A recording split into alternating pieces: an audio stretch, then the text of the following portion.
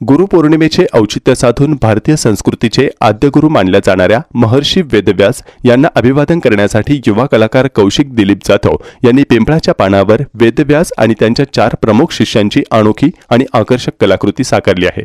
या कलाकृतीत मध्यभागी महर्षी वेदव्यास यांचे चित्र रेखाटण्यात आले असून त्यांच्या 4 प्रमुख शिष्यांचे पैल ऋग्वेद, वैशंपायन यजुर्वेद, जैमिनी सामवेद आणि सुमंतू अथर्ववेद स्वतंत्र पिंपळाच्या पानावर चित्रण करण्यात आले आहेत। प्रत्येक शिष्याने आपल्या वेद परंपरेचा प्रसार करून भारतीय ज्ञान संस्कृतीचा अमूल्य वारसा जपला, हा संदेश या कलाकृतीतून प्रभावीपणे मांडण्यात आला आहे। भारतीय परंपरेत पिंपळाचे झाड ज्ञान, अध्यात्म, पवित्रता आणि चिरंतनतेचे प्रतीक मानले जाते। त्याच पवित्र पिंपळाच्या पानाचा कॅनव्हास म्हणून वापर करून वेदांचे विभाजन, गुरु शिष्य परंपरेचे महत्त्व आणि ज्ञानदानाची अखंड परंपरा कलात्मक स्वरूपात साकारण्याचा हा अभिनव प्रयत्न आहे।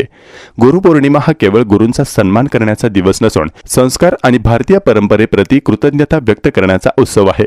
ही कलाकृती त्या भावनेला साजेशी असून भारतीय संस्कृतीची समृद्ध परंपरा नव्या पिढीपर्यंत पोहोचविण्याचा एक प्रामाणिक प्रयत्न आहे।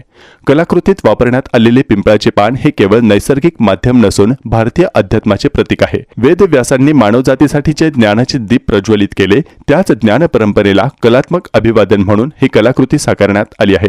त्यांनी यातून संदेश दिला आहे की गुरूंचे ज्ञान ही खरी संपत्ती आहे।